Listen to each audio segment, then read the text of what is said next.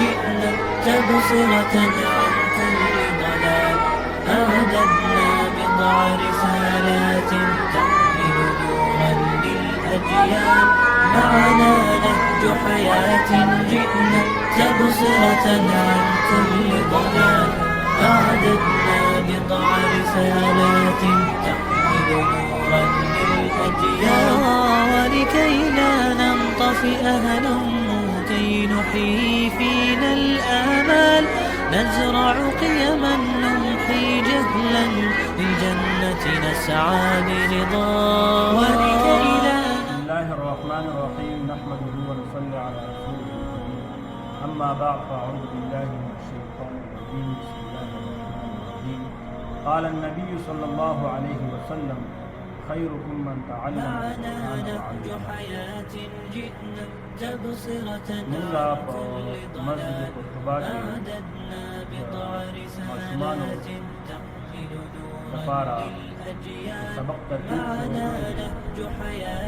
کې نوراني قاعدې والا راځي، تجوید والا او حفظ والا.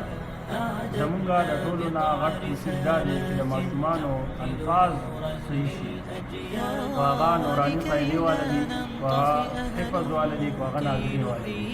زمونږ زیات کوشش په تجوید باندې د دې ماشومانو الفاظ صحیح شي. زمونږ خاص طور خیر مصطفی کې صحیح د تجوید کمی ده، د الفاظو د صحیح ادا کولو صحیح کمی ده. زمونږ کوشش دی چې د ماشومانو دا تلفظ صحیح شي او ماشومان دې زمونږ سره سبق له راځي نو چې د دې والدینو د باقاعده مسجد ته ترتیب شروع کړ، د دې باقاعده راځي او موږ سره رابطه کوي. موږ وایو چې د دې ماشومانو اخلاقي تربیت هم په بهترین انداز سره کېږي او د دې کوم باغ او ترتیب دی دا هم باقاعدګۍ سره کېږي او د دوی د والدینو باقاعده موږ سره نمبر یې واتساپ ګروپ موږ جوړ کړی مسجد قرطبه په نوم باندې او د ماشومانو باقاعده روزانه ریکارډ موږ هغوی ته ورکوو چې د دې ماشومانو آیا دوی په کوم نهج باندې روان دي. ځکه زموږ صرف او صرف کوشش دا دی چې د الله جل جلاله قرآن عام شي او په صحیح الفاظو باندې عام شي. کوم چې نبي علیه الصلاة والسلام فرمایي اقرأوا القرآن بلحون العرب، د عربو په لهجه کې قرآن وایي.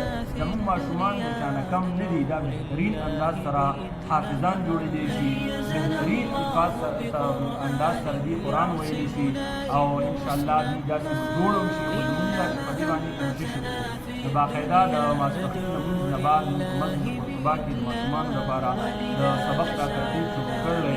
تاسو څومره کوشش وکړئ خپل ماشومان دې ته راولئ دې مسجد قرطبه ته او د هغې نه باقاعده ځان خبروئ. زموږ دا داخلي شروع شوي دي نن نه 2 جون 2 جولای ده نن نه زموږ دا د داخلي د ماشومانو کې د دې نه مخکې د ماشومانو داخلي شوي دي او اوس هم نوې داخلي باقاعدګۍ سره موږ شروع کړي دي. خو ضروري دا ده چې ماشوم سره خپل والد یا د هغه سربراک مدیران چې دی هغه باقاعدګۍ سره راشي او موږ سره ملاو شي چې زما را ماشوم موږ د باقاعدګۍ سره به انشاءالله راجګو او دی به په دې مسجد قرطبه کې سبق وي.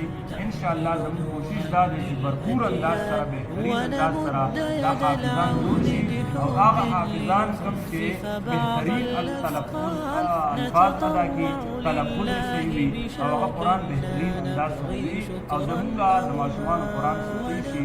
څنګه چې موږ دا کوشش کوو چې زموږ ماشومان دې په یو معیاري سکول کې سبق ووایي او دوی نه دې بهترین داسې ډاکټران انجینران جوړ شي، نو دغه شان موږ ته پکار دی چې موږ کوشش کوو چې زموږ ماشومان بهترین ادارې کې هغې قرآن ووایي او په تجوید سره یې ووایي بهترین